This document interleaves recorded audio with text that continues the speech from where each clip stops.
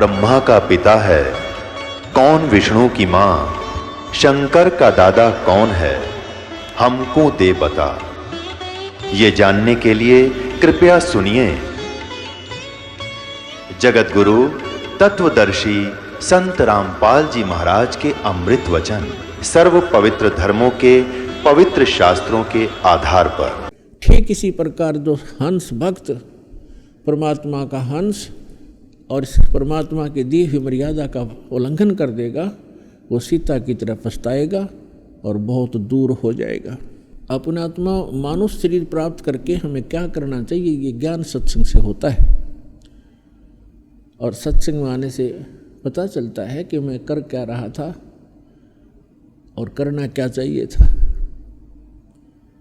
हम सांसारिक व्यवहार में इतने रंगे जा चुके हैं, देखम देखा एक दूसरे को, और हमने उसी कार्य को अंतिम मान रखा है। बच्चे हो गए, उनकी परवरिश कर दो, विवाह कर दो, उनको नौकरी रोजगार मिल जाए, भगवान बस ठीक हो गया, मर जाए बेशक।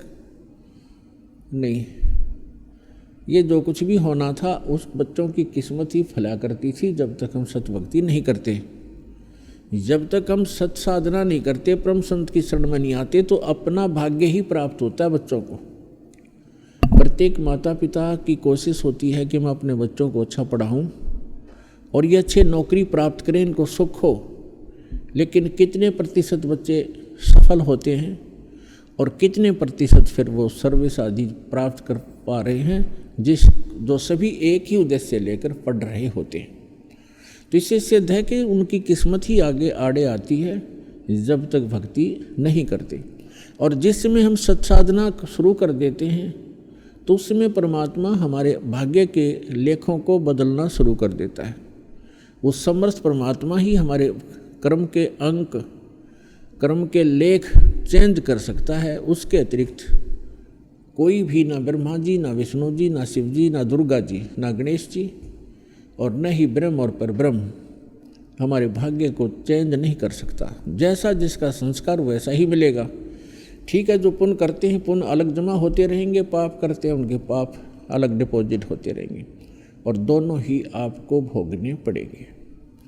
और जब हम परमेश्वर की शरण में आ जाते हैं, सतपुरुष कबीर परमेश्वर जी की शरण में परम संत के माध्यम से, तो फिर हमारे पाप कर्मों का वो नाश कर देता है। वो सक्षम है, वो समर्थ है, और हमारे पुण्य ही शेष रह जाते हैं। जैसे आजकल खेतों में फसल में खरपतवार को नाश करने के लिए एक ऐसी औषधि तैयार हो गई है कि उसमें सिंचाई करते समय उसको पानी में डाल देते हैं, वो सारी फसल में और सब जगह घूम जाती है। वो फसल को नुकसान आनी नहीं करती और खरपतवार को फूंक देती है। इसी प्रकार अब वो औषधि जो परमात्मा ने आके डिक्लेयर की है, सार्वजनिक कर दी है, उस सत साधना से आपके पापों का नाश हो जाएगा, आपके पुण्य बचे रह जाएंगे। अब इस बात को सभी जानते हैं कि पुण्य से सुख होता है और पाप दुख का कारण होता है। जैसे किसी के पैर में कांटा लगा हो तो कांटे से पीड़ा है वो, और वो किसी व्यक्ति के पास जाता है, उसको कोई कहता है, जैसे अन्य संत अन्य देवों के जो पुजारी हैं वो ऐसा सिद्धांत रखते हैं, वो पहले तो जंतर मंत्र बताते हैं दुखी व्यक्ति को, ऐसे करिए ऐसे करिए। जब कुछ भी लाभ नहीं होता है तो कह देते हैं ये आपके प्रारब्ध के अंदर लिखा हुआ है, आपकी किस्मत में अंकित है, इस अंक को खत्म नहीं किया जा सकता, ये तो भोगने से ही पूरा होगा। और फिर ये भी कहते हैं भगवान की भक्ति कर, हरे कृष्ण हरे राम सीता राम राधे श्याम। और साथ में ये भी कहते हैं कि ये भक्ति करते रहो, भविष्य में दुख नहीं होगा। अपने आत्माओं जिसके पैर में कांटा लगा हो और उसको कोई सलाह दे कि कांटा तो निकलेगा नहीं, ये तो आजीवन तेरे पैर में बना रहेगा, ये पीड़ा भी बनी रहेगी, और उसको कोई सलाह दे कि तू जूता पहन ले, भविष्य में कांटे नहीं लगेंगे। जूता, कांटा लगे पैर में जूता पहना नहीं जा सकता। दूना दर्द करे हो तो पहले कांटा निकले और फिर उसको राय दी जाए कि जूता मत निकाल देना, नहीं तो भविष्य में ऐसा ही दुख तुम्हें फिर हो जाएगा। तो इस डर से फिर वो व्यक्ति जिसका कांटा निकल गया और जूते प्राप्त हुए, फिर वो इस डर से कभी जूता निकालेगा नहीं कि कहीं फिर से वो बिजली ना गिर जा, फिर कष्ट ना आ जाए। तो पुण्यात्माओं, जो दुख आज जिसको दुख है, जो दुख में भक्ति करते हैं वो भी अच्छी आत्माएं हैं, जो सुख में करते हैं उनका तो कहना ही क्या है। जो सुख में भक्ति कर रहे हैं वो कभी ना कभी विचलित अवश्य हो जाएंगे, और जो दुखी होकर के भगवान के चरणों में आते हैं उनको मालूम है सुख की कीमत का, और फिर वो कभी जिंदगी में डिस्टर्ब नहीं होंगे, क्योंकि उनको पता है कि यदि मैंने भगवान की ये भक्ति त्याग दी, जूता निकाल दिया, तो वो कांटे मेरे सफ़र में फिर से पैरों में लगने शुरू हो जाएंगे और मैं कदम भी नहीं चल सकूंगा। तो इसलिए कबीर साहब कहते हैं, सुख के माथे पत्थर पड़ो, नाम हृदय से जावे, बलिहारी उस दुख के जो पल पल नाम रटावे। परमात्मा हमें संकेत करते हैं कि भगवान से ये मांगा करो, हे भगवान इसे सुख का आग लगा जिससे आपकी भूल पड़े, ऐसा सुख ना देना दाता जो हम आपसे दूर हो जाएं, ऐसा कष्ट दिए रखना दाता तेरी याद बनी रहे।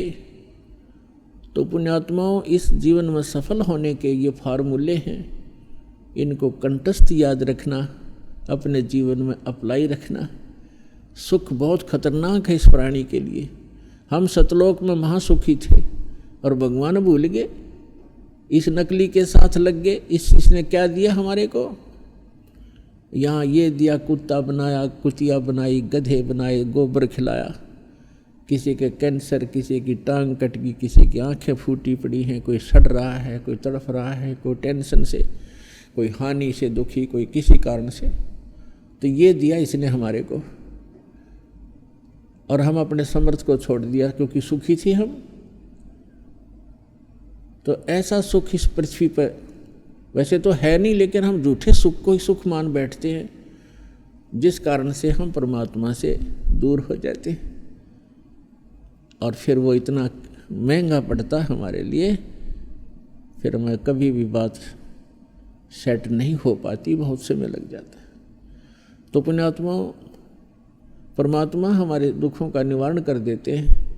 हमारे पाप संस्कार में जो पाप कर्म होते हैं उनको, उन कांटों को निकाल देते हैं, और फिर आने वाले जीवन सफ़र में वो समर्थ परमात्मा आपके जीवन रूपी सफ़र को ऐसे बुहारता है, ऐसे सब झाड़ू देता है कि कहीं मेरी प्यारी आत्मा के जीवन में आने वाले भविष्य में इसके जो संस्कार रूपी कांटे बिखरे पड़े हैं उन सब को साफ करता चलेगा आगे आगे। कहीं मेरे बच्चे को, मेरी प्यारी आत्मा को कांटा ना चुभ जा। लेकिन किसके लिए? जैसे पति भरता जमी पर जो जो धर है पाँव, समर्थ झाड़ू देत है ना कांटा लग जावे। कहते पतिव्रता, पतिव्रता कौन होगी? जैसे गीता अध्याय नंबर 13 में लिखा है कि अव्यभिचारिणी भक्ति से जो साधना करता है उसके परमात्मा अंग संग रहता है। व्यभिचारिणी भक्ति कौन सी है? जैसे लड़की अपने पति के अतिरिक्त अन्य कई व्यक्तियों से भी संबंध रखती है तो वो व्यभिचारिणी लड़की है। और अव्यभिचारिणी पतिव्रता अपने पति के अतिरिक्त चाहे कोई सोने का बन के खड़ा हो जाए उसमें आस्था ना रखती तो वो अव्यभिचारिणी है। तो व्यभिचारिणी भक्ति वो है कि हम इष्ट रूप में, जैसे हमारे पहले कितने देवता हमारे इष्ट थे, हनुमान जी इष्ट, बाबा श्याम जी इष्ट, श्री कृष्ण जी इष्ट, विष्णु जी इष्ट, रामचंद्र जी इष्ट, श्री विष्णु जी इष्ट, श्री शंकर भगवान इष्ट और माता इष्ट, यानी ये सारे हमारे खसम थे, हमारे इष्ट थे, हमारे मालिक मान लिए थे हमने। तो वो हमारी व्यभिचारिणी भक्ति थी। और जो हमने इष्ट मानना चाहिए था, जो हमारा असली पति है, मालिक है, उसका हमें ज्ञान भी नहीं था। तो अब हम केवल एक कबीर परमेश्वर को अपना इष्ट मानेंगे, पति मानेंगे, खसम मानेंगे, स्वामी मानेंगे, मालिक। और अन्य जितने भी देव हैं, जितने भी मंत्र जाप हम करते हैं, ये उनको हम इष्ट नहीं मानते। ये हमारे मालिक नहीं है, पति नहीं है। जैसे वो हमारा ऐसा व्यवहार है जैसे एक पति भर्ता लड़की एक जॉइंट फैमिली में रहती है, उसमें देवर देवरानी होती है, ननंद जेठ जेठानी सास ससुर, ये सभी होते हैं। और वो सभी को यथोचित आदर भी करती है, लेकिन उसको वो अपने पति को जो श्रद्धा रखती है, जो समर्पण रखती है, वो अन्य में नहीं रख सकती पति भर्ता बेटी। और ये नहीं कि वो अन्य से बात ही नहीं करेगी, पति भर्ता का ये लक्षण नहीं है क्योंकि दूसरे बातें नहीं करे, एक अपने पति इतना छोड़ के। पति का जो संपर्क है, जो समर्पण है, वो केवल पति से संबंधित है। बाकी सबका सबसे मृदु भाषा, प्यार से बोलना, सबको यथोचित आदर करना, रिश्तेदार आते हैं उनको भी प्यार से भोजन खिलावे, अच्छी तरह बातें करे, तो वो पति भर्ता लड़की होती है। और पति भर्ता यदि अपने पति के अतिरिक्त अन्य से 16 माथे बात नहीं करे तो वो तो कलियारी है, खाक पति भर्ता है वो। तो इसी प्रकार हमारा एक ज्वाइंट फैमिली है ये। जैसे यहाँ के जो 3 लोक के प्रधान हैं, श्री ब्रह्मा रजगुण, श्री विष्णु सतगुण, श्री शिव जी तमगुण, ये हमारा एक परिवार है। और देवी जो इनकी पत्नियां हैं, ये भी हमारे लिए आदरणीय हैं, ये भी हमारे लिए आदरणीय हैं, रेस्पेक्टिव हैं। और जितने भी अन्य देव हैं, जितने भी महापुरुष हुए हैं, तो वो हमारे लिए सब एक आदरणीय होते हैं। सबके साथ एक बहुत ही अच्छा व्यवहार रखना चाहिए हमारे को, तब हम इस ज्वाइंट फैमिली में सुख से रह सकेंगे और पूरे परिवार में शांति भी रहेगी। लेकिन हम इष्ट हमारा एक ही रहेगा। जैसे पति भर्ता लड़की सबसे प्यार भी करती है, जैसे बहन ननंद से, छोटी बड़ी से उसी सतर का, और देवरानी और जेठानी, जेठ और देवर से, सास ससुर से सभी प्यार से रहती है। और ऐसा लगता है सबको अपनी सी लगती है सबको।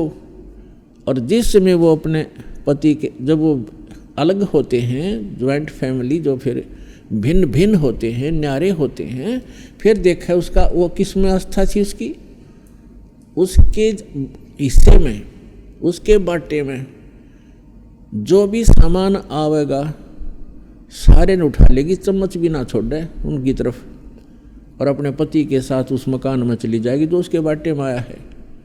तो उस दिन पता चला वो किसकी पूजा कर रही थी, तो पूजा पति की कर रही थी और सत्कार सभी का करना होता है। इसी प्रकार जब हम अपने सतलोक जाएंगे, हमारा पति कबीर देव है, मालिक है, हम उसकी आत्मा है। और यहाँ जब तक हम यहाँ रहेंगे सभी देव हैं, ये यहाँ के, इनसे हमें बहुत सा काम है। क्योंकि जैसे प्रधानमंत्री का व्यक्ति और हिसार में रहता हो, अब यहाँ के काम तो डीसी, एसपी, मंत्री, मुख्यमंत्री इन्होंने करना है।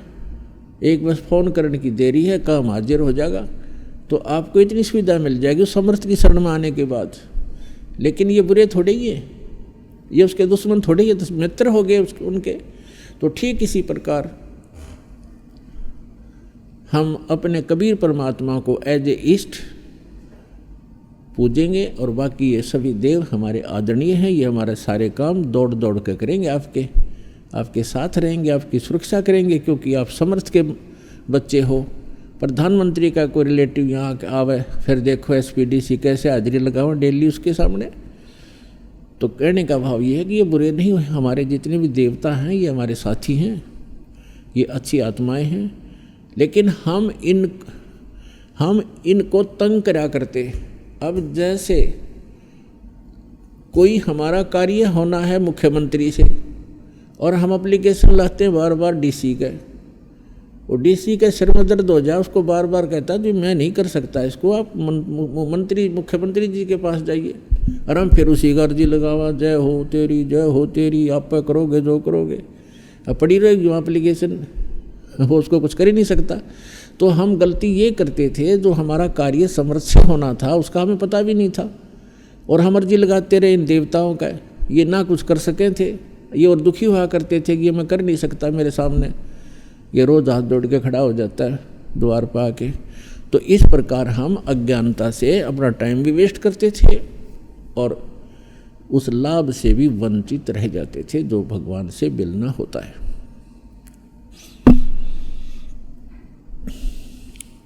तो जब पतिव्रता पद पर हम आ जाएंगे,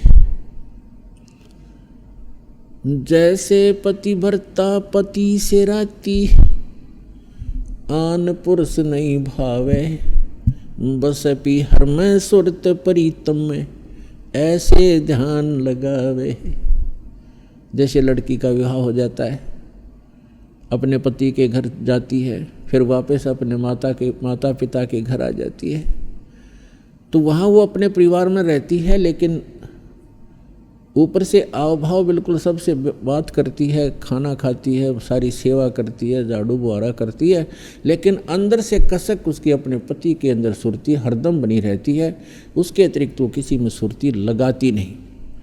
तो यहाँ परमात्मा कहते हैं जो पतिव्रता पति से राती, राती माने उसके से लीन है, आन पुरुष नहीं भावे, अन्य व्यक्ति में उसकी रुचि बन ही नहीं सकती, एक गुण होता है पतिव्रता के अंदर। और बसे पी हर में, फिर भी सुरत प्रीतम में, ऐसे ध्यान लगा है। तो ऐसे पद पर जब हम आ जाएंगे, हम यहाँ पीहर में रह रहे हैं और यहाँ सभी के साथ मिलजुल कर रहना होगा हमने, लेकिन हमारी जो अंतःकरण की जो स्थिति है, अंतःकरण के अंदर जो कशक है वो अपने कबीर पति के अंदर, उस समर्थ पति के अंदर अटूट बनी रहे। तो फिर जब हम यहाँ से जाएंगे संसार छोड़कर, सीधा वहीं पहुँच जाएंगे, क्योंकि हमारी आशा जहाँ आशा ता वासा होई, मन कर्म वतन सुमरिया सोई। तो ऐसी स्थिति में आने के बाद जब हम परमात्मा कबीर जी के अतिरिक्त किसी से भी आध्यात्मिक लाभ की इच्छा नहीं करेंगे, अगर हम कोई अर्जी लगाएंगे तो अपने पिता को, अपने पति को ही लगाएंगे, वो चाहे किसी से कुछ करवाए, वो उसका काम होता है, किसी से भी करवाए, वो समर्थ है, तो तब हम सफल होंगे। तो उस समय जब हम ऐसी स्थिति में आ जाएंगे, तो उस समय परमात्मा अपनी वाणी में आप ही हमें सतर्क करते हैं, जैसे पतिव्रता जमी पर जो धर है पाँव, और समर्थ झाड़ू देत है ना काटा लग जावे। समर्थ झाड़ू देते चलते हैं कि कहीं मेरी प्यारी आत्मा के जीवन रूपी सफर में पाप रूपी कांटा ना लग जा, इसका दुख ना हो। तो पुण्यात्मा, जब हम परमात्मा की सतभक्ति करेंगे, उससे हमारे पाप नाश हो जाएंगे और पुण्य शेष रह जाएंगे। जब ही सतनाम हृदय धरो, भयो पाप को नासे, जैसे चिंगारी अग्नि की भई पड़े पुराने गाशे। जिसमें कहते हैं आपको सतनाम प्राप्त हो गया, उसी समय आपके पापों में आग लगानी शुरू कर देगा। जैसे चाहे लाख टन घास फूस पड़ा हो सूखा, और कितनों क्षेत्रों का घेर रखा उसने, और एक माचिस की सींक लगा दी जाए, एक तिल्ली, उसको फूंक कर सहा कर देगी। और चलेगा तूफान, तेज हवा चलेगी, उसको फेंक देगा कहीं का कहीं और वो स्थान क्लियर हो जाएगा। तो हमारा युगों युगों के पाप इकट्ठे संग्रहित हैं संचित कर्मों में। अब परमात्मा का यह सच्चा नाम और आपकी सच्ची लगन, पतिव्रता पद, अव्यभिचारिणी भक्ति के कारण आपके पाप कर्मों के ढेर में आग लग जाएगी। जैसे सूरज के आगे बदरा ऐसे कर्म छयारे, प्रेम की पवन करे चत मंजन झलक तेज नयारे। जैसे सूरज के आगे बादल ऐसे कर्म छयारे, आत्मा और परमात्मा के मध्य जैसे सूर्य के बीच में बादल आ जाने से सूर्य का प्रॉपर जो प्रकाश है वो हम तक नहीं पहुंच पाता और ऐसा लगता है जैसे अंधेरा हो गया हो, रात्रि होगी हो।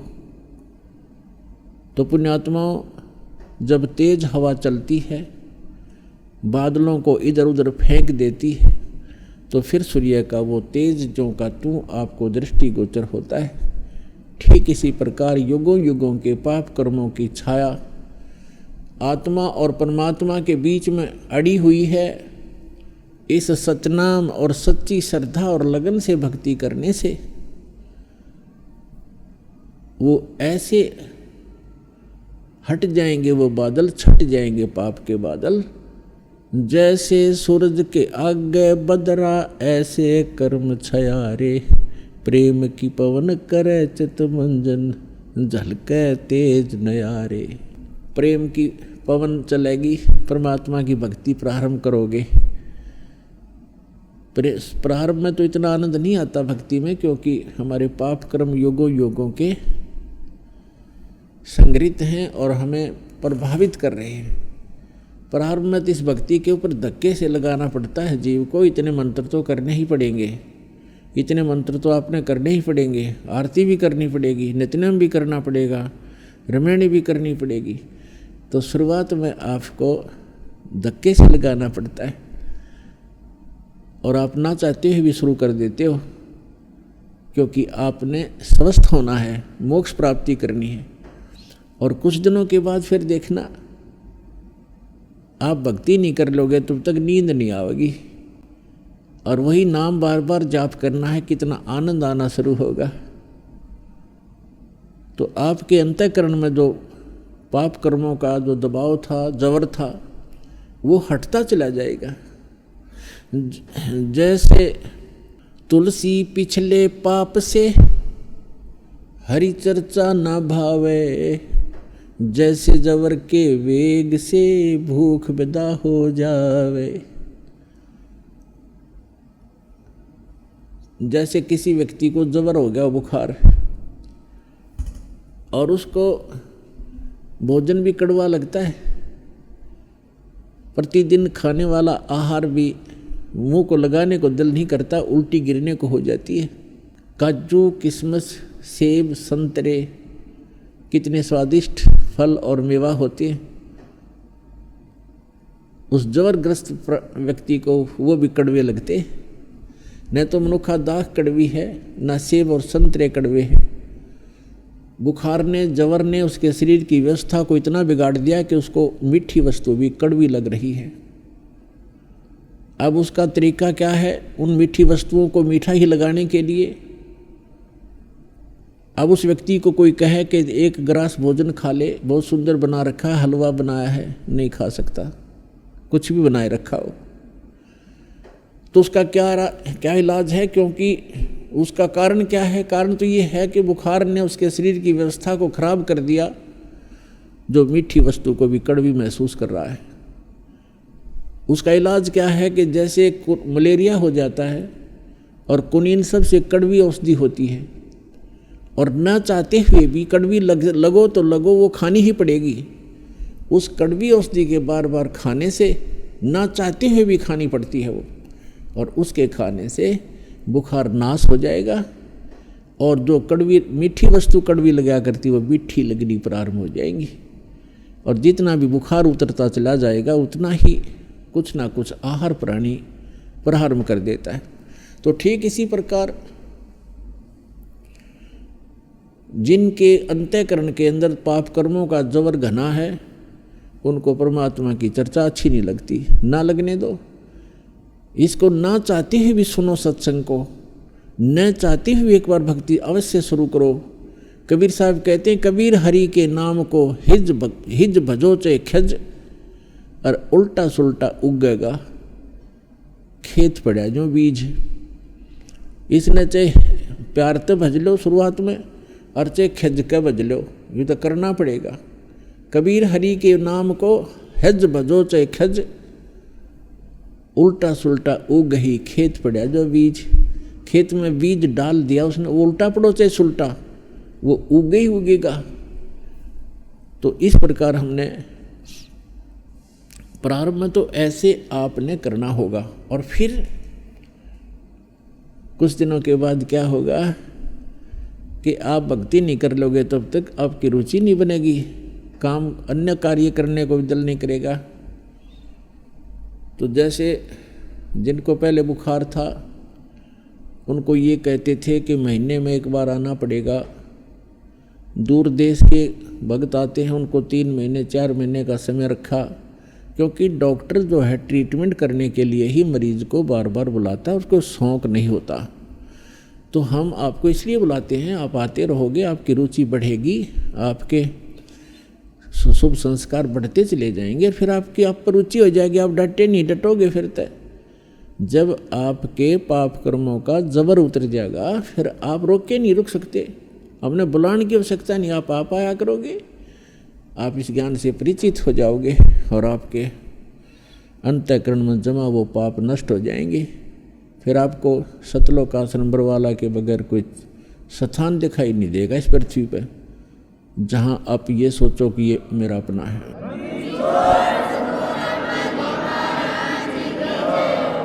तो यहाँ परमात्मा कहते हैं जैसे, अब कबीर साहब कहते हैं कबीर पिछले पाप से हरि चर्चा ना सुहावे, या ऊँघ है या उठ चले, ना और बात चलावे। जैसे हमने देखा कई बार किसी भगत को हम साथ ले जाते सत्संग में, गुरु जी के सत्संग में, ऐसे कह सुन के प्यारते हैं, कोई जान पहचान का शर्म से आ जाता, तो थोड़ी देर तो बैठता सत्संग सुनता, फिर या तो लटके लेने लग जाता नू, फिर उसका हम छेड़ते सो मत नू का चल लाएंगे चल, मतलब कुछ काम याद आ गया। ये वो ना तो आप सुने हमने ना हमने सुन दे, क्यों उसके पाप ना टिकने दें। कबीर साहब कहते हैं कबीर पिछले पाप से हरि चर्चा ना सुहावे, और कह ऊँगे और कह उठ चले, ना उरे बात चलावे। सत्संग हो रहा होता है, वो पहली बार जो हम लेकर गए 1-2 बार ऐसा चांस हुआ, तो उसको सत्संग चल रहा है और बीच में कुछ और बात याद दिला देगा, वो काम था ना एक अपने वहाँ जाना था, उसको हम कहते डट जा थोड़ी देर सत्संग सुनने फिर बातें करेंगे। फिर उनका मैं चलूँ तो आ जाइए, अब जा भाई, हम तो नहीं उठ सकते क्योंकि हम तो जिस उद्देश्य से आए हो काम करेंगे। तो हमें पता था भगवान के उस थर्मामीटर से पता लग गया था कि इसके बुखार है अभी। तो कबीर साहब कहते हैं कबीर पिछले पाप से हरि चर्चा ना सुहावे, और कह ऊँगे कह उठ चले, ना और बात चलावे। और फिर वही प्राणी देखे हमने 1-2 बार ऐसे आए, फिर क्योंकि ये तो एक इंजेक्शन लग गया, सत्संग में आ गया, 10-20 मिनट भी बैठ गया प्राणी, तो भी नरम हो गया उसका पाप। और फिर वही आदमी है 2-2 घंटे जो एक टक देखते रहते हैं आगे और क्या सत्संग होगा, आगे और क्या बताएंगे गुरुजी। कई बार तो ऐसे होता है, अरे थोड़ा ही सत्संग हुआ आज तो भाई, 2.5 घंटे को भी ऐसा लगता है जैसे थोड़ा ही सत्संग हुआ। तो पाप आपके कट गए और रुचि भगवान में बढ़ गई। तो जैसे बीमार व्यक्ति पहले एक रोटी मुश्किल से खा पाता है, औषधि सेवन करने लगता है, और फिर देखे जब बुखार उतर जाता है तो सूखी रोटी होगी नो के ले फटाफट, सब्जी की आवश्यकता नहीं, सूखी खा जाएगा। और जब पहले वो सारे स्वस्थ भोजन बना रखा होता है 36 प्रकार की व्यंजन का, वो भी नहीं अच्छा लगता था। तो पुण्यात्मा सत्संग में आने से, ये तत्व ज्ञान सुनने से हमारे युगों युगों के पाप नाश होते हैं। जब तक हम सत्संग में नहीं आएंगे तो वो स्थान ही नहीं जहाँ पर हम पाप नाश कर सकें। जैसे आप संसार में जाते हैं, किसी भी कार्य में जाते हैं, तो वहाँ पर आपको सारी रोजी रोटी रोजगार व्यवसाय के व्यक्ति मिलेंगे। उनकी एक जैसी चर्चा, एक जैसे विचार, एक जैसा भाव, एक जैसी क्रियाएं होंगी। तो वहाँ तो आपके पाप बढ़े ही बढ़ेंगे। अब जैसे कोई, अब ठीक है, काम भी करने पड़ेंगे, फील्ड में भी जाना है और सब कुछ हमने करना भी पड़ेगा, लेकिन उसके लिए तरीका बताया है। जैसे आप प्रतिदिन कपड़ा पहनते हो और काम करते हो, कोई मजदूरी करता है, कोई नौकरी करता है, या कोई अन्य व्यवसाय करता है, कोई खेती करता है, तो कपड़ा मैला होता है, तो मैला होगा, स्वाभाविक है वो। तो फिर उसका तरीका है कि उसको साबुन और जल के प्रयोग से स्वच्छ करो, डेली धो लो उसको। तो ठीक इसी प्रकार जब तक हम भक्ति नहीं करते, जब तक हम सत्संग रूपी इस सरोवर में नहीं आते और राम नाम का साबुन हम नहीं लगाते, तब तक तो हमारा ये अंतःकरण रूपी शरीर, ये चोला जो है अंतःकरण, ये मैला मैला हुआ था, पाप ही पाप इकट्ठे होते। अब हम सत्संग भी सुनते हैं, स्मरण भी करते हैं, दान भी करते हैं, तो हमारा जो मैला तो होना ही है, स्वाभाविक है, लेकिन वो साफ भी डेली हो रहा है। इस प्रकार से हम उन करोड़ों पापों से बचे रहेंगे और वो संग्रहित ना होंगे। अब जैसे गीता जी के 18वें श्लोक में, अध्याय में लिखा है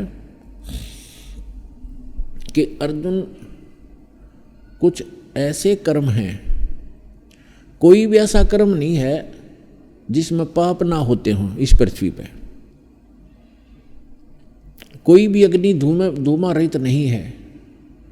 फिर उसमें ये साथ में निर्णय दिया है कि जैसे जो कर्तव्य कर्म हैं उनको करने से पाप नहीं लगता। जैसे खेती, किसान खेती करता है तो खेती करेगा, उसमें तो करोड़ों जीव मारता है सारा दिन में, वो हल के द्वारा फाड़ता है जमीन को, बहन बेटियां पोछा लगाती हैं, डॉक्टर भी इंजेक्शन लगाते हैं, वो जीव मारते हैं जो हानिकारक होते हैं बॉडी के अंदर।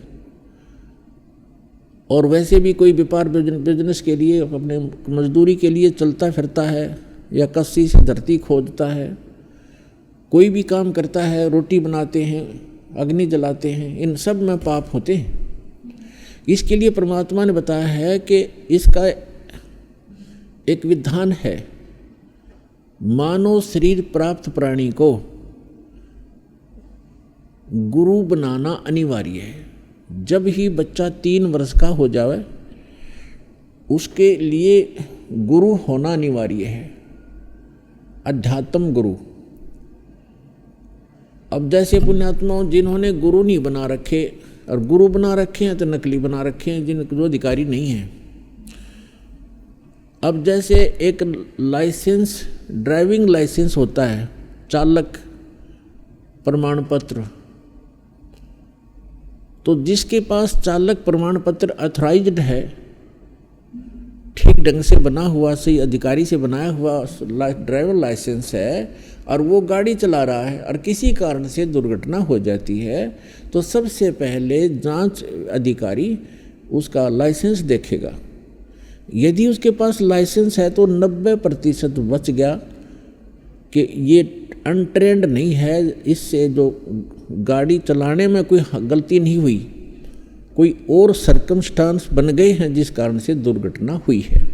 और यदि उसके पास लाइसेंस नहीं है तो सीधा ही दोषी है, उसका तो कोई ऑप्शन नहीं रहा, गाड़ी चलाने का वो अधिकारी नहीं, चलानी उसने आती नहीं, और गाड़ी लेके चल पड़ा तो वो सीधा दोषी है, कोई दुर्घटना हो जाती है। तो इसी प्रकार जो गुरु नहीं बना रखा जिन्होंने, और नकली बना रखे हैं, तो उनसे ये पाप तो होते ही हैं, क्योंकि सभी, कोई मजदूरी करता है, कोई किसान का काम करता है, कोई कुछ करता है, तो उनसे जो पाप होते हैं वो उनको भोगने ही पड़ते हैं।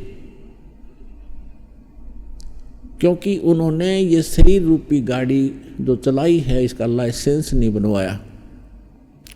लाइसेंस बनाते समय अधिकारी उनको ट्रेनिंग देते हैं कि राइट मोड़े तब ऐसे देखे, लेफ्ट में करे तो वैसे देखे, फर्स्ट गियर इतनी स्पीड पर हो, सेकंड दूसरी इतनी पर हो, ब्रेक ऐसे लगाए, सावधानी बरतनी चाहिए, इतनी दूर से स्लो कर देनी चाहिए गाड़ी को, यानी पूरा ट्रेन कर दिया जाता है, जिस कारण से वो दुर्घटना कर ही नहीं सकता। ठीक इसी प्रकार सत्संग के अंदर जो गुरुजन होते हैं, इस राम नाम की गाड़ी, शरीर रूपी गाड़ी जो उसको प्राप्त हुई है जीव को, उसको चलाने से पहले उसने उसकी सारी कुछ क्रियाओं का और सभी फॉल पॉइंट्स का प्लस माइनस सारी सिखाई जाती है। इच्छा कर मारे नहीं बिन इच्छा मर जा, कहे कबीर तास का वही पाप नहीं लगे। जान कर नहीं मारे, जैसे कोई चल रहे हो रास्ते में और कीड़ियों का नाल आ गया, जानबूझ के उनके ऊपर पैर नहीं रखे, कोशिश करे बचने की। अगर आप रास्ता है थोड़ा सा, इधर फसल है इधर फसल है और पानी भरा फसल में, आप रास्ते पर से जा रहे हो तो उसके ऊपर कीड़ी आ गई हैं, तो आपका इच्छा उनको मारना नहीं है, और वो क्योंकि वो गलत स्थान पर आ गई, उनका रास्ता नहीं है वो, तो वहाँ अगर आपके पैर के नीचे कोई मर भी जाता है तो आपको मन में मलाल रहे, ये ऐसा भाव बना रहे कि हे भगवान ये होत रहा है पाप, लेकिन मजबूर हूँ मैं। और जैसे किसान हल जोतता है तो उसका वहाँ जीव मारना उद्देश्य नहीं है, वहाँ उसने वो कर्तव्य कर्म उसका जो अलाउड है वो कर रहा है, तो उससे पाप नहीं होगा उसको। उसके ऐसे जो पोचा मारते हैं, उपदेश ले रखा है, उनका इच्छा जीव, उनका उद्देश्य जीव मारना नहीं है, वो सफाई करना, नहीं तो वो हानि कर देंगे उस शरीर को, उसको हानि पहुंचा देंगे। तो इसलिए वह पोचा लगाना, फिनाइन वगैरह जो भी तुम लगाते हो कोई दिक्कत नहीं, लगा सकते हैं, तो उसका पाप नहीं होता। फिर दूसरा, फिर भी थोड़ा बहुत मैल अगर बनता है तो हम प्रतिदिन नित्यनेम करते हैं, मंत्र करते हैं, साबुन और जल हम प्रतिदिन प्रयोग करते हैं, अंतःकरण की सफाई हो ही जाती है। तो इस प्रकार हम इस जीवन को सफल करेंगे। तो आपका लाइसेंस बन गया है और आप इच्छा कर नहीं मार सकते। इच्छा कर मारते हो तो फिर तो अपराधी हो ही, जानबूझ के जैसे कोई लेकर जूते ऐसे मकोड़े मारने लग जाए, वो तो मूर्ख है, फिर ऐसे भक्त नहीं कर सकता। तो इस प्रकार हम इस स्थान पर हो रहे इन पापों से बच सकते हैं। और ये ऐसा स्थान है पुण्यात्मा, जब तक सद्गुरु नहीं मिलते तब तक पाप तो नाश होंगे नहीं। ठीक है, थोड़े बहुत कोई अच्छा गाइड करता है, बुरे भले का ज्ञान करा भी देता है, तो उससे पाप और पुण्य दोनों ही संग्रहित होते चले जाएंगे आपके। अब ये ऐसा स्थान है जैसे किसान खेती तैयार करने के लिए, फसल तैयार करने के लिए, और ज़मीन को कितनी बार हल से जोतता है, हल से उसको गुड़ाई करता है, उसमें बाता है और बा के उसको घास रहित करता है। तो यहाँ हरियाणा क्षेत्र में खासकर रोहतक, सोनीपत, भिवानी और ये जींद, करनाल आदि के जो डिस्ट्रिक्ट हैं हरियाणा की, इनमें हमें देखा है कि फसल तैयार करने के लिए गेहूँ बोने से पहले कम से कम 4-5 बार वैसे ज़मीन को सूखा बहाना पड़ता है ताकि वो घास फूस रहित हो जाए, और फिर फसल बोई जाती है। और पुण्यात्मा तब जा कर के उसमें बीज भी डाला जाता है, उसकी भी कीमत लग गए। हल से खेत, ट्रैक्टर से ज़मीन को बोहाया है, गुड़ाई कराई है, उसके पैसे लगे, बीज बोया उसके पैसे लगे, और फिर खाद पानी डाला उसके पैसे लगे, तब जा कर के मुश्किल से गेहूं की कनक दिखाई देती है, प्राप्त होती है। इतना प्रयत्न करके, इतनी मेहनत करके, तो फसल तैयार करने के लिए, कनक प्राप्ति के लिए तो किसान को कितना मेहनत और खर्चा करना पड़ा, और उसी ज़मीन को बिल्कुल ना बाओ ना समारो, छोड़ दो फ्री।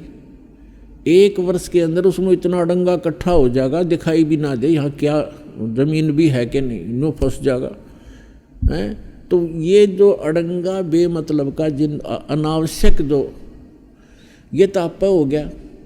और कनक तैयार करने के लिए, गेहूं तैयार करने के लिए मेहनत भी करी, पैसा भी लगा, और फिर भी कोई ना कोई झटका, कोई ओले गिर गए, कभी फ्लड आएगी, कभी सूखा पड़ गया, वो शंका, वो समस्या न्यारी रहती है साथ पैरेलल। तब जाकर कितना कहीं पर ये गेहूँ दिखाई देते होते हैं, प्राप्त होते हैं। और अड़ंगा अप्पा हो गया। तो ये ऐसा स्थान है, ये काल का, ये पृथ्वी लोक, ये सारे लोक, इस पे पाप तो बिना करे होंगे, और पुण्य करने के लिए उस किसान की तरह विशेष व्यवस्था करनी पड़ेगी, पैसे भी लाने पड़ेंगे, टाइम भी निकालना पड़ेगा, और तब जा कर के आपके पुण्य बनेंगे। ये लोक ही ऐसा है। पृथ्वी ऊपर पग जो धारे, करोड़ जीव एक दिन में मारे। ओए है। कबीर परमात्मा अपनी प्यारी आत्मा धर्मदास जी को समझाते हैं कि आप धर्म भी कर रहे हो, भक्ति भी कर रहे हो, और तीर्थ यात्रा भी कर रहे हो, और फिर कहते हो हम कोई पाप नहीं करते। तो परमात्मा ने उनको समझाया, पहले तो तेरे पाप गिनवाऊं, कितना करता है दिन में। पृथ्वी ऊपर पग जो धारे, करोड़ जीव एक दिन में मारे। सत्य ब्राह्मण की है हत्या, जो चौका तुम देवो नित्या। जो चौका लीपते हो, रोटी बनाते हो, चूल्हा चौका करते हो, इसमें सत्य ब्राह्मण की हत्या तो एक टाइम के खाना बनाने में आप कर देते हो।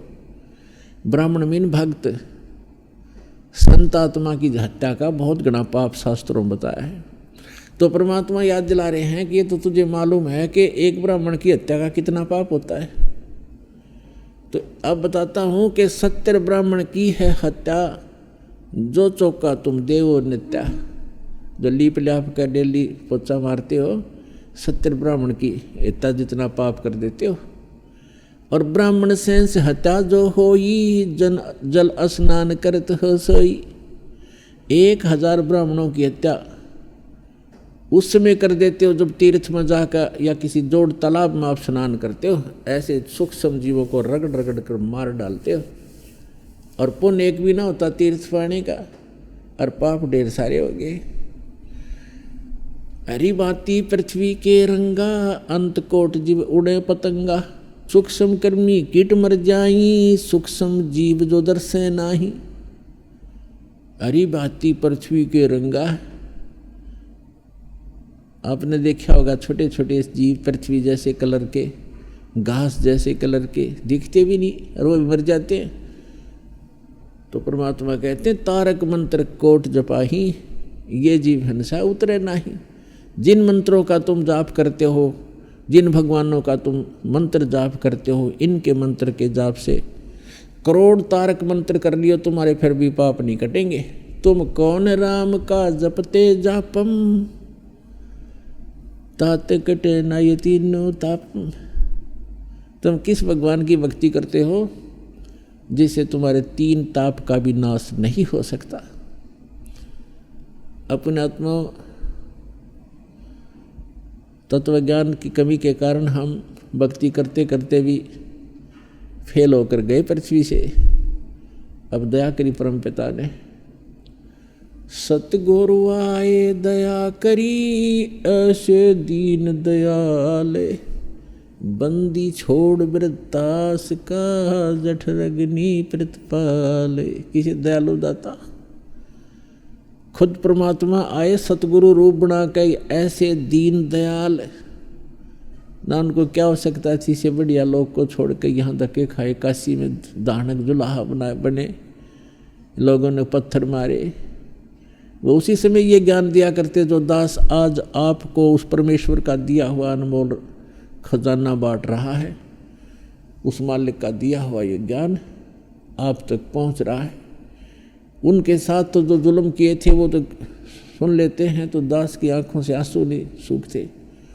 और अब इस दास ने जब परमात्मा के उस ज्ञान को उसके बच्चों तक पहुंचाना शुरू किया, तो दास के साथ कितना जुल्म ढाए, झूठे अफवाहें फैलाई, झूठे मुकदमे बनाया, जेल में डाला, लेकिन समर्थ का संग है, उसका वचन है कि पूरे विश्व में ये ज्ञान जाएगा, पूरे बच्चे उसके परमात्मा के भक्ति किया करेंगे।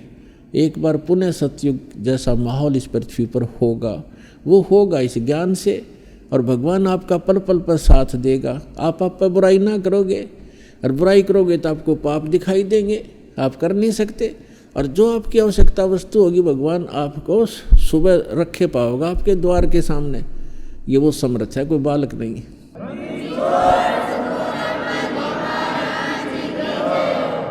और तभी हम बुराइयों से बचेंगे, भगवान से डरेंगे, जब हमें किसी चीज़ का अभाव रहेगा ही नहीं घर पे। क्योंकि पहले तो हम अपनी इच्छाओं की कमी करेंगे, और जब तक इच्छा कम नहीं होंगी हम भक्ति नहीं कर सकते। इच्छा कम कैसे होंगी कि हमें पता लग जाएगा कि हम जो संग्रह कर रहे हैं, सारा जीवन बर्बाद कर रहे हैं कोठी बंगले बैंक बैलेंस बनाने के लिए, ये तो मूर्खों का काम दिखेगा। आपने महामूर्ख करेगा इस काम को। ऐसे बहुत से प्रमाण हैं। एक कबीर साहब कहते हैं आपको फिर ऐसा ज्ञान होगा, आप परमात्मा के भक्ति और ज्ञान को और सत्संग को प्राथमिकता दिया करोगे, और संसारिक काम में कोई देरी भी होगी तो आप भगवान पर विश्वास करोगे कि मालिक आप पर संभालोगे।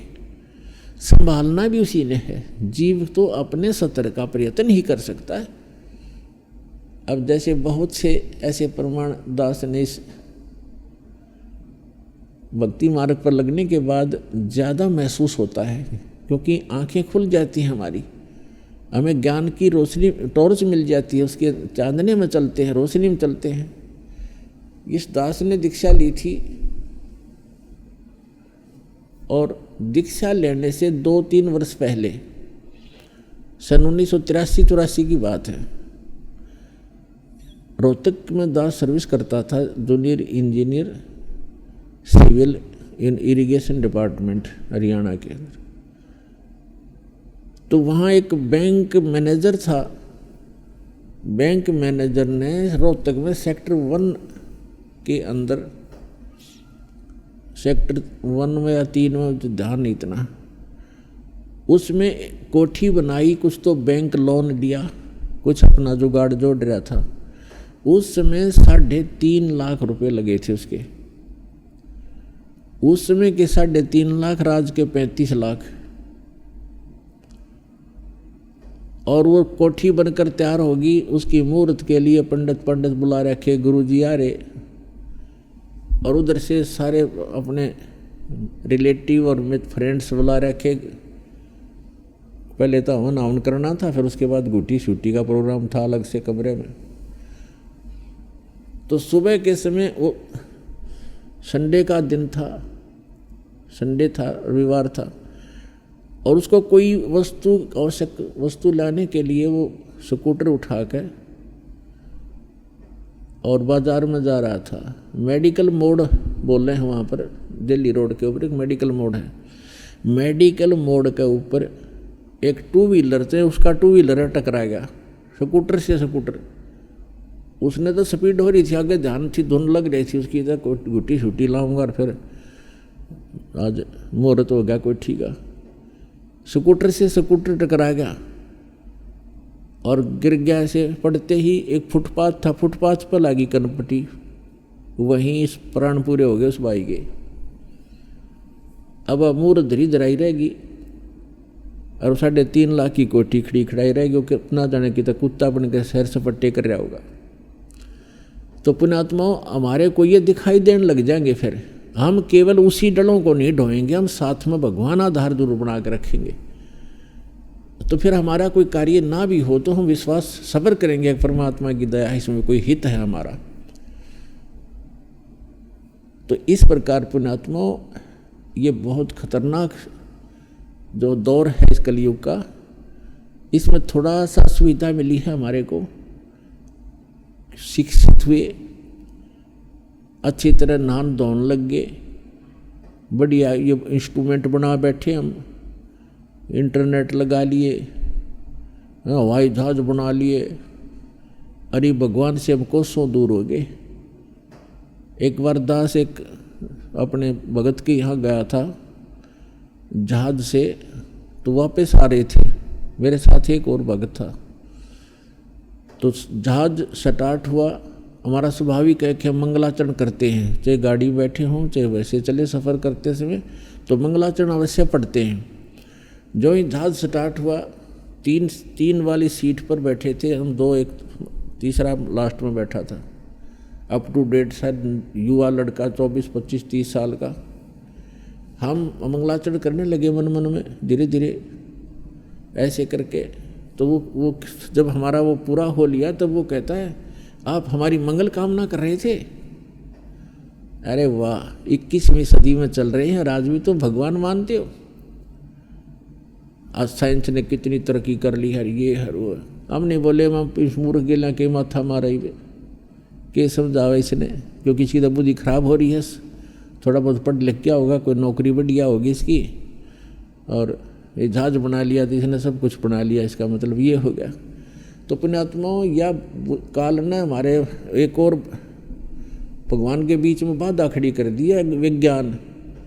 लेकिन ये ज्ञान से समाप्त हो जाएगी, इससे बड़ा विज्ञान है ये तत्व ज्ञान। अगर 2 वर्ष वर्षा ना होए, यह सारी विज्ञान यहीं पड़ी पड़ाई रह जाएगी। ना कोई टीवी देखनी आ रहे, ना जहाज में बैठनी आ रहे, भूखे मर कर टक्कर मार मार के मर जा दुनिया। तो खाक है ये विज्ञान।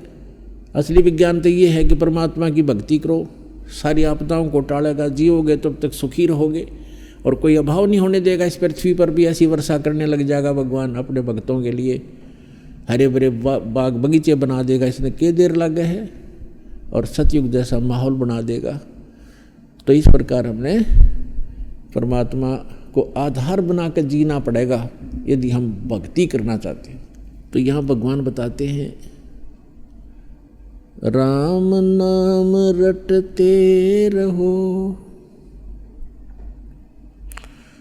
जब तक घट में प्राण, कभू तो दीन दयाल के भनक पड़ेगी कान।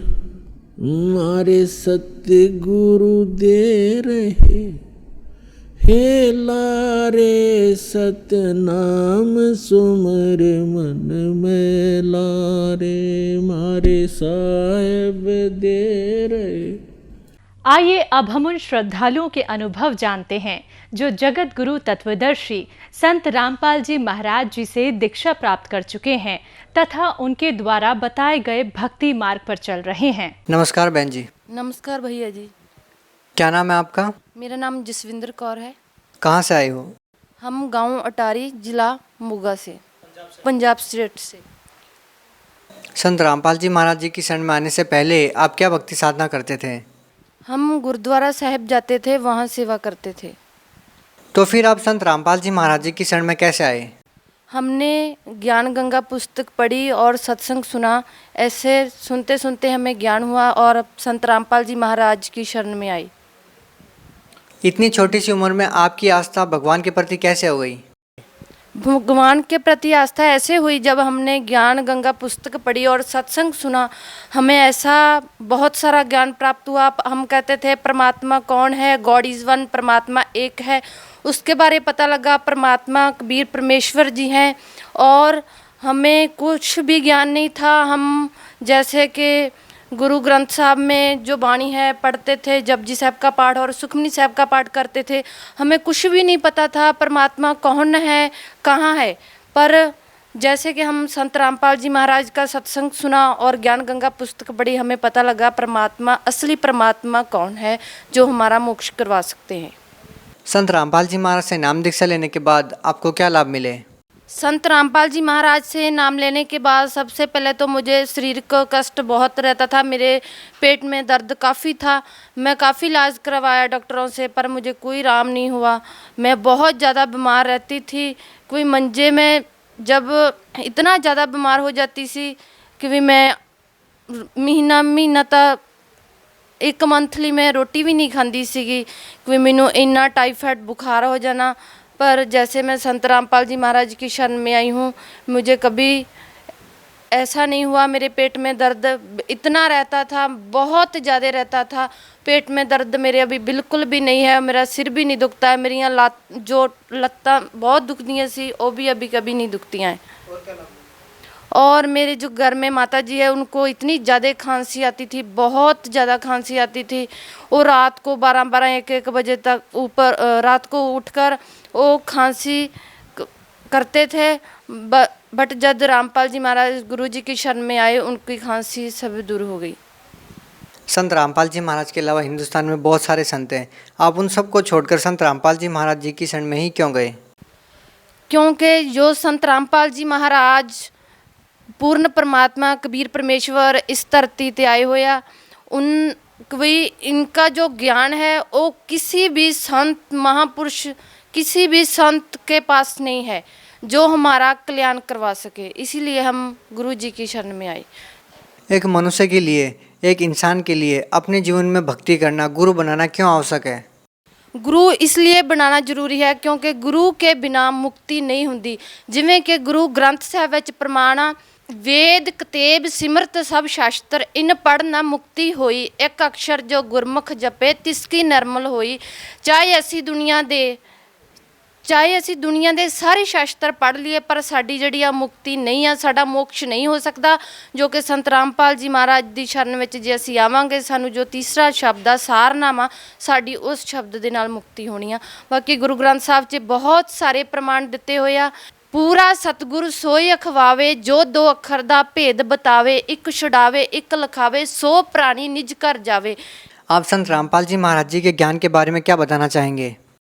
हम संत रामपाल जी महाराज के ज्ञान में ये बताना चाहते हैं कि पंच प्रवान पंच प्रधान पंचे पावे दरगाह जान, पंच का गुरु एक ध्यान। साडे सिख समाज आ जो कि इन्हां शब्दां दा नहीं अर्थ कर सकदे गे ते ये जिहड़े पंच प्रधान आ ये साडे पंजे कमलां 'च अंदर विराजमान आ ते ये जिहड़े पंच प्रधान आ, पंच प्रधान पंच प्रवान पंच प्रधान पंचे पावे दरगाह जान, पंच का गुरु एक ध्यान। इन्हां पंचां दा जिहड़ा गुरु आ वो एक ही आ, वो है कबीर परमेश्वर जी जो कि साडे अंदर पंजे कमलां विच बैठे हुए ने। संत रामपाल जी महाराज भी 2 अक्षर का नाम सतनाम देते हैं, जिसका वर्णन गुरु नानक देव जी ने गुरु ग्रंथ साहिब में भी किया है। तो क्या ये वही मंत्र है जो गुरु नानक देव जी जाप करते थे? हाँ जी, ये वही मंत्र है। गुरु जी संत रामपाल जी महाराज जो के पूरे प्रमाण के साहित्य हमें दिखाते हैं। आप कैसे कह सकते हैं? प्रमाण इसका ज्ञान गंगा पुस्तक में भी है और भाई बाले वाली जन्म साखी में भी दिया गया हुआ है, जो प्राण संगली में, जो कि स्पष्ट करता है कि श्री गुरु नानक देव जी भी जो सी उन्होंने भी सतनाम शब्द का जिहड़ा जाप करते सी। भगत समाज को क्या संदेश देना चाहते हैं? भक्त समाज को यही संदेश देना चाहते हैं जो कि इत्थे सिख समाज आ जो आज काल दे जाल विच पूरी तरह फसिया होया है। सिख समाज नूं यही बेनती करते हैं कि बई ਉਹ ਕਾਲ ਦੇ ਜਿਹੜੇ ਦੂਤਾਂ ਤੋਂ ਨਿਕਲੋ ਤੇ ਸੰਤ ਰਾਮਪਾਲ ਜੀ ਮਹਾਰਾਜ ਜੋ ਕਿ ਪੂਰਨ ਪਰਮਾਤਮਾ ਕਬੀਰ ਪਰਮੇਸ਼ਵਰ ਜੀ ਆਏ ਹੋਏ ਆ ਉਹਨਾਂ ਦੀ ਸ਼ਰਨ ਵਿੱਚ ਆਉਣ ਤਾਂ ਜੋ ਕਿ ਆਪਣੀ ਮੁਕਤੀ ਕਰਵਾ ਸਕਣ। ਸੰਤ ਰਾਮਪਾਲ ਜੀ ਮਹਾਰਾਜ ਜੋ ਕਿ ਜਿਨ੍ਹਾਂ ਤੋਂ ਨਾਮ ਉਪਦੇਸ਼ ਲੈਣ ਲਈ ਤੁਸੀਂ चैनल ਤੇ सत्संग आंदा उस ते नीचे नंबर कॉन्टैक्ट नंबर दिए गए हैं, वहाँ पर आप उस नंबरों से कॉन्टैक्ट करके आप अपना नाम उपदेश ले सकते हैं। बहुत बहुत धन्यवाद जी। Thank you.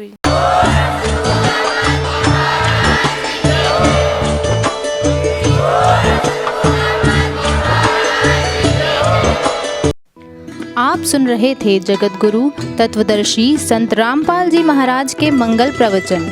अधिक जानकारी के लिए संपर्क करें।